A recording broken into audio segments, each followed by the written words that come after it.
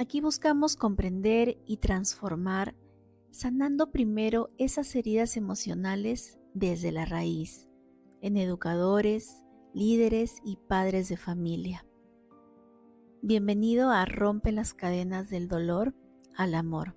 Mi nombre es Lenny Marisol y que este episodio te sea de valor. Año 1890.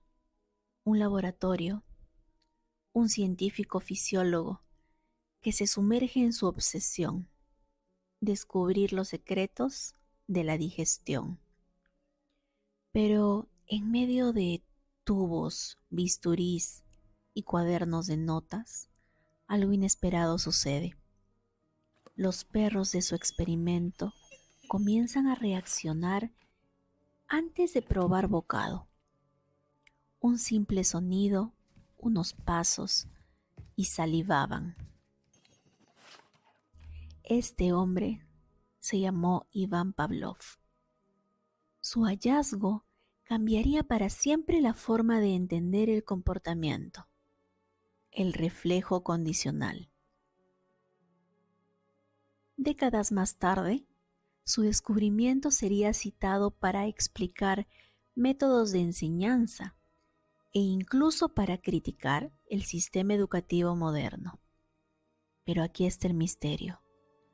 ¿Realmente Pavlov usó campanas? ¿Realmente Pavlov quiso que sus estudios sirvan para entrenar personas? Entonces, ¿cómo nació esta historia? ¿Es un mito que arrastramos hasta hoy o una verdad que pocos conocen? Quédate y vamos a desentrañar juntos este enigma. Durante los siglos XVIII y XIX, el mundo sufrió un cambio drástico. Con el invento de la máquina a vapor, las fábricas y el ferrocarril, se empezó a transformar la economía agraria en una producción mecanizada. Las empresas de pronto necesitaban obreros que sean puntuales, repetitivos, dóciles. Y de pronto el sistema educativo empezó a imitar ciertas cosas de ese esquema. Los niños, lamentablemente, eran vistos como pequeños obreros en entrenamiento. Las escuelas también, a su vez, estaban replicando las fábricas. Es decir, horarios fijos, disciplina estricta, castigos, silencios. Es así que entonces el sistema educativo fue diseñado para producir trabajadores dóciles y que no pensaran. Lamentablemente también la violencia en casa como en las escuelas se justificaba como necesaria para formar carácter. ¿Te suena familiar? Ahora vamos al experimento de Pavlov. Pavlov nunca quiso que sus perros cambiaran la educación, pero sucedió. ¿Cómo así? Bueno, si bien es cierto, Pavlov no era un adiestrador de perros, era un científico fisiólogo que estaba obsesionado con la mente humana. Pero como no podía medir pensamientos directos, hizo algo genial. Midió lo que sí podía ver, la saliva en los perros. ¿Por qué? Pues porque si un perro babeaba al oír un sonido, era prueba de que estaba pensando en comida. A esto él lo llamó reflejos causados por asociaciones mentales. Se dice que él usó campanas. Olvida las campanas. Pavlov usó sonidos de metrónomos, un aparato de la época que no tenía nada que ver con las campanas. Luces, utilizó crujido de la puerta del mismo laboratorio, los pasos de las personas que llevaban la comida. Y entonces se dio cuenta que los perros no salivaban por obediencia, sino porque su cerebro asociaba esos sonidos con la comida que recibían. Él decía, es pura ciencia, no es entrenamiento. Entonces, ¿dónde vino la gran distorsión? Bueno, Pavlov jamás experimentó con niños, ni quería crear humanos condicionados. De hecho, no le gustaba que su trabajo sea usado para justificar un control social. Pero en los años 30, posteriores a su experimento, algunos psicólogos como Watson o Skinner tomaron sus hallazgos y dijeron, bueno, a ver, si esto funciona en perros, ¿por qué no va a funcionar en las aulas? Y así, sin quererlo, el pobre Pavlov terminó vinculado a un sistema educativo que priorizaba la repetición sobre la creatividad o el pensamiento crítico. Y esto, fíjense, no es solamente cosa del pasado. Hoy, por ejemplo, las marcas la usan para su publicidad. ¿Por qué crees que en los anuncios de autos a veces hay paisajes idílicos y hermosos?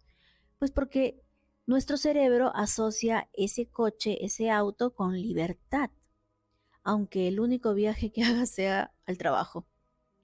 Condicionamiento puro y duro. Ahora, la ironía es increíble. Pavlov quería entender la mente y terminó siendo el padre de métodos que ahora limitan. Pero aquí está la clave. Su ciencia no era el problema. El problema fue, y aún lo es en algunos lados, cómo otros la usan. La educación no necesita menos condicionamiento, necesita más humanidad. Y eso, mis estimados amigos, es algo que ningún experimento con perros puede medir. ¿Cómo continúa esta historia? Con un giro un poco siniestro, la verdad. Otro experimento, pero este sí fue muy cuestionado éticamente, el famoso pequeño Albert. Año 1920, y John Watson, que es considerado el padre del conductismo, quiso probar que el miedo también podía condicionarse, fíjense. Tomó un bebé, al que bautizó como Albert, y lo asoció con una rata blanca y un ruido fuerte. Esto, por supuesto, generaba terror en el bebé, y en pocos días el niño ya estaba llorando incluso al ver un abrigo de piel. Watson decía, dame 12 bebés y los convertiré en lo que yo quiera, médicos, abogados o incluso mendigos. Su idea era clara, las emociones podían moldearse como un animal. Suena brutal, ¿verdad? Pues ese experimento fue éticamente inaceptable. Sin embargo, inspiró décadas de educación basada en castigo y miedo. Luego vino Skinner y las rutinas de premio-castigo. En los años 50, Skinner desarrolló el condicionamiento operante, es decir, premiar las conductas deseadas y castigar las indeseadas. Tal es así que en sus experimentos las ratas aprendían a presionar una palanca para recibir comida o incluso para evitar descargas eléctricas. En las aulas, ¿cómo creen que se tradujo? Refuerzo positivo, estrella por portarse bien. Castigo, humillaciones por equivocarse. Bien, ¿cuál fue el costo humano de todos estos experimentos? Hoy sabemos que el castigo físico daña definitivamente el cerebro del niño, sobre todo.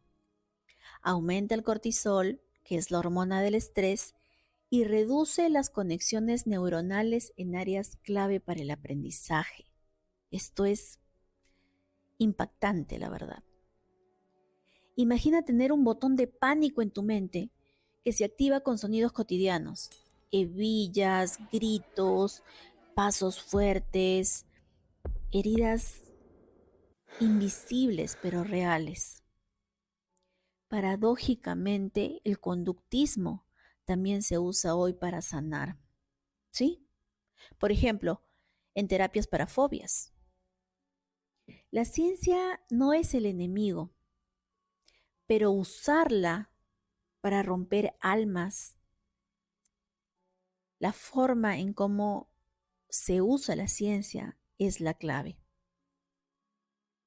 En esta historia también hay algo clave. Desde la época colonial, la época en que fuimos conquistados por los españoles, periodo que duró casi 300 años, la educación estuvo marcada por una visión autoritaria y castigadora. La crianza estuvo marcada por dos elementos principales. Uno, la imposición de la religión católica. La Iglesia y sus órdenes religiosas, como franciscanos, jesuitas, dominicos, tenían el control de la educación. Entonces se creía que el castigo físico era necesario para salvar el alma del niño, salvarlo de sus pecados, de sus malas inclinaciones, una idea profundamente arraigada en la teoría de la época, donde el castigo físico se justificaba como una forma de corregir el alma, una forma de disciplinar a los niños. Fíjate, esta mentalidad se transmitió de generación en generación.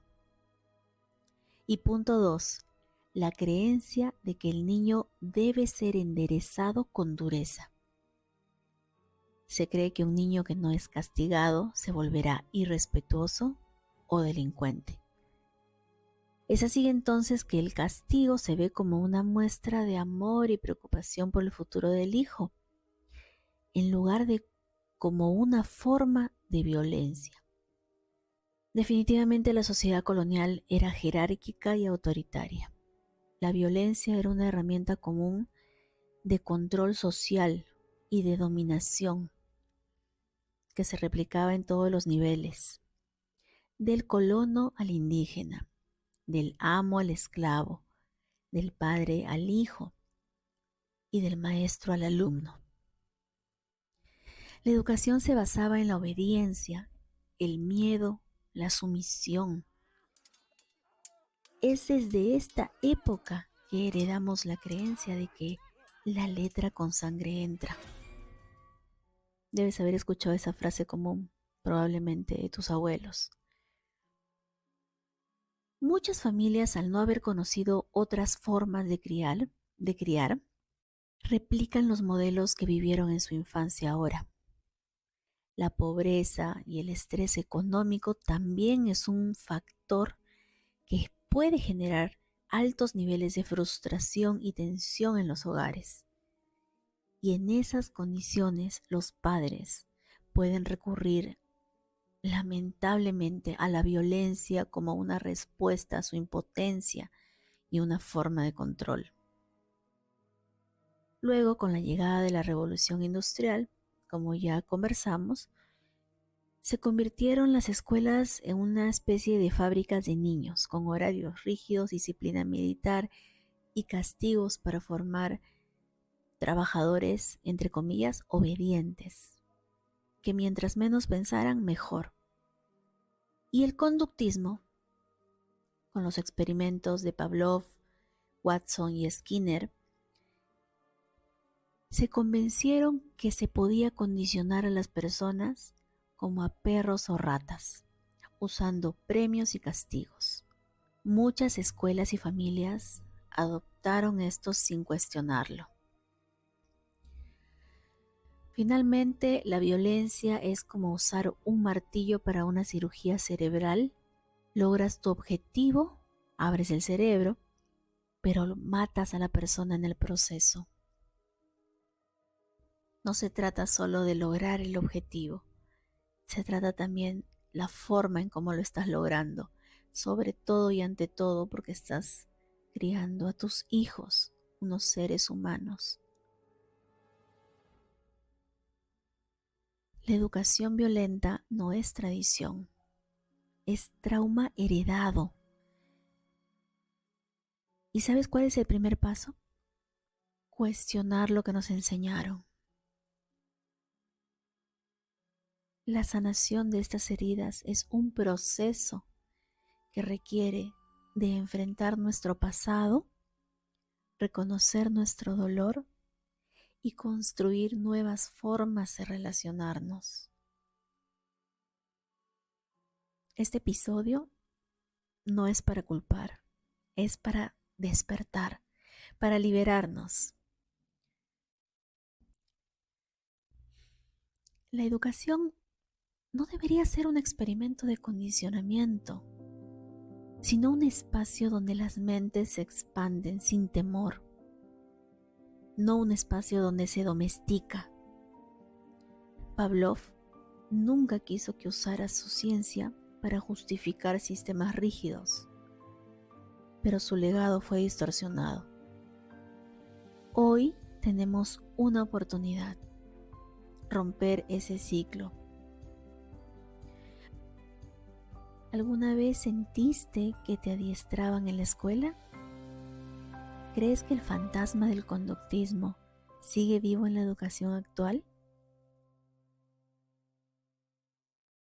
Déjame tus comentarios, comparte y califica este podcast para seguir creciendo juntos. Tu voz hace que esta conversación crezca. Si este episodio resonó contigo, compártelo con alguien que necesite cuestionar lo establecido. En el próximo episodio, ¿el trauma se hereda? La ciencia que explica por qué el dolor de tus abuelos podría estar en tu biología. Suscríbete y activa las notificaciones.